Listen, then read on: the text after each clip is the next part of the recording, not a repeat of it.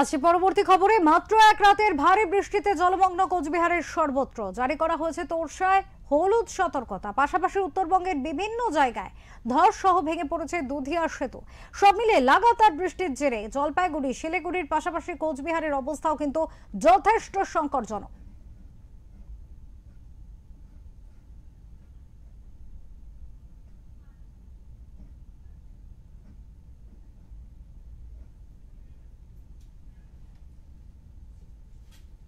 এই মুহূর্তে আমাদের সাথে রয়েছেন আমাদের প্রতিনিধি কোচবিহার থেকে সূর্যজ্যোতি পাল। কথা বলবো সূর্যজ্যোতির সাথে, জানার চেষ্টা করবো সূর্যজ্যোতি এই মুহূর্তে কোচবিহারের কি পরিস্থিতি রয়েছে।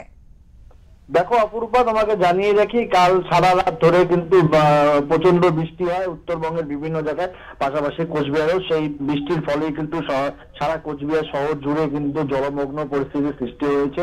এছাড়াও পাশাপাশি কোচবিহারের যে তোরসা নদী রয়েছে তার জল কিন্তু সময়ের সাথে সাথে বাড়ছে এবং সেই জল এখনো বাড়ছে।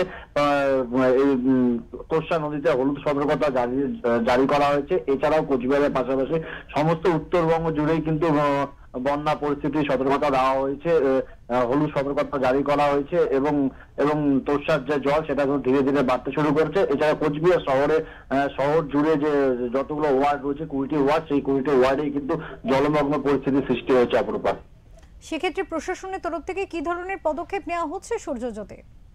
দেখো, প্রশাসনের পক্ষ থেকে কিন্তু সকালবেলা থেকে বিভিন্ন জায়গায় ঘোরা হচ্ছে এবং ত্রাণ শিবিরে যে কোচবিহার যে পাশেরঘাট সংলগ্ন এলাকা রয়েছে সেখানে কিছু বাড়ি কিন্তু জলের তলায় তলিয়েছে। সেই পরিস্থিতিতে কোচবিহার পৌরসভার পক্ষ থেকে এবং প্রশাসনের পক্ষ থেকে কিন্তু ত্রাণ শিবিরের আয়োজন করা হচ্ছে এবং এছাড়াও কিন্তু আগামীকাল উত্তরবঙ্গে কিন্তু মুখ্যমন্ত্রী মমতা বন্দ্যোপাধ্যায় আসবে বলেই জানা যাচ্ছে। অপরূপা, অনেক ধন্যবাদ সূর্যজ্যোতি, অনেক ধন্যবাদ তোমাকে। দর্শকদের আরো কাছে ফিরবো, জানানোর চেষ্টা করব যে এই মুহূর্তে অতি ভারী বৃষ্টির ফলে কিন্তু যথেষ্ট চাপের মধ্যে পড়েছে বিভিন্ন জায়গায় এবং সেখানকার মানুষ তারা কিন্তু জলমগ্ন পরিস্থিতি আপনারা দেখতেই পাচ্ছেন। কোচবিহারের পরিস্থিতি যেখানে বাজার দোকান একেবারে জলের তলায় এবং কার্যত শহর জুড়ে জল, এই পরিস্থিতিতে কিন্তু নাজেহাল জনজীবন।